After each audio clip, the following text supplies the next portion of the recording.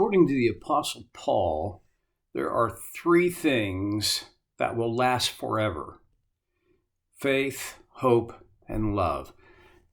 This is from the great love chapter of the Bible, 1 Corinthians chapter 13, in that last verse. These three remain, he says: faith, hope, and love. And then this little phrase, but the greatest of these is love. I think I've heard that for so many years, so many times, in so many ways, that I think it may have lost its impact for me. The greatest of these is love. Well, yeah. Think about that for a minute. One of the big points of what Paul wrote in 1 Corinthians chapter 13 is that there's a wide variety of things that I could do. Good things, helpful things, admirable, noble things that I can do. But without love, they're meaningless. I mean, one of the word pictures he uses is they're like a clanging cymbal. Love, and the kind of love that Paul wrote about in 1 Corinthians 13, and now the kind of love we're looking at in 2 Peter chapter 1, we're in verse 7, finally at the end of this recipe, more or less, for a life of godly character. Love, the Greek word there is agape. It's not a generic kind of love. I mentioned to you last time that this word agape is only found, in terms of the Greek language, it's only found in the Bible. It's only found in the New Testament. It's a unique Christian word. And it's all about God's character, His nature, His work in our lives. Agape, completely altruistic, completely other-directed, completely unconditional. It's a love that we must imitate, but really, it's very hard to get there. I want you to think about your own life right now, not anybody else's, just you, and think about, who do you have unconditional love for? Who is there? Now, see, there's a difference between I love them enough that I can get over it if they, do something to hurt me or disappoint me. That's almost unconditional love. Unconditional love is there's nothing that the other person can do that will diminish your love for them, your value of them, your regard for them. Nothing. Unconditional, without condition. That's God's love for us. Wow. That is a tall order. And now here, Peter writes, to your mutual affection add love. Why? I would think if I've got this mutual affection, I've already got a love thing going, right? Well, yeah. However, mutual affection is one expression, but it's not the whole expression of this agape love that we're supposed to have for, and express toward each other in God's family. Well, I talked a little bit about, well, actually more than a little bit. I took the whole 15 minutes talking about love last time. But I didn't talk about the one aspect of love that is probably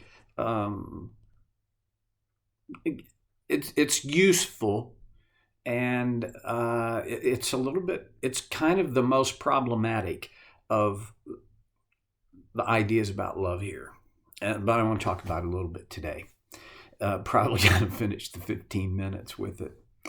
That is self-love. When Jesus was asked, what is the greatest commandment? he said, well, the first and greatest commandment is love the Lord your God with all your heart, soul, mind, and strength. And the second is love your neighbor as yourself. In our culture, so much has been made of the idea of love yourself that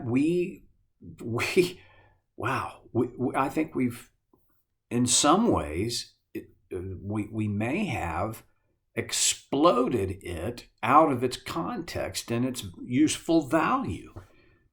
Because if my life is all about loving me, if I don't understand what that means, and if I don't act on that with maturity, it will become, I will just enable myself. I'll just become codependent on myself. How screwed up is that? But it happens. All right. Remember my favorite definition of love? Love is doing for the other person what they really need. Let's apply that to ourselves. And before we do that, let's think about, why would we do that? Why would you do for yourself what you really need? Because here's why. Because if I'm going to love my neighbor, the qualification, what's the word I want to use? The condition on that is, I will love my neighbor as I love myself. There's two ways to look at that, at least, and probably a dozen others. One is, as I love myself, in the process of loving myself, I will love my neighbor. All right. That sometimes happens. Not very often, but sometimes it does. There's the other thing is, in the way in which I love myself, that is how I will love my neighbor. Yeah, I think that's much more on the money for what Jesus was talking about and what Peter here is talking about with adding love to our mutual affection or our brotherly kindness. In the way in which I love myself, I will love my neighbor. And really, when you think about it, how can I love anybody else more or differently or more effectively than I love myself? I think that's the ceiling. If I have a self-hatred, it's very difficult for me to imagine that I would be able to truly love someone else and express love to them well, effectively, consistently. Okay. Self-love, the idea that I love myself, means I want to do for myself what I really need. Now we're back to in that last word in that little definition, need. I told you last time, my view of American culture on a thumbnail sketch is, if I want it, I need it. Well, you know what? It's true of American culture because it's true of us as individuals. During this COVID-19 thing, especially early on, we have not been able to go out and get all the stuff that we need. And frankly, yeah, there was a time when things that we needed, we couldn't get our hands on. First of all, we weren't supposed to leave the house. And secondly, when we got to the store, somebody else had gotten there ahead of us. Remember the toilet paper thing? Well, now one of the things that happened in that scenario is that now online shopping is off the charts. The numbers of people who are shopping online those numbers were growing all along, and now during this COVID thing they have spiked. Well, I don't think that's wrong or evil. I just think that's kind of a blessing from God that we can get things we need online and not even have to leave the house. But here's something that happens when it gets easier to get what you need. Then the line between what you need and what you want gets blurry. I'm not throwing rocks at anybody. If I'm throwing anything, it's a boomerang, because it's going to come right back and hit me between the eyes. How much have I done to get what I wanted and kind of justified it in my own mind by that I needed it? That's just on the things level.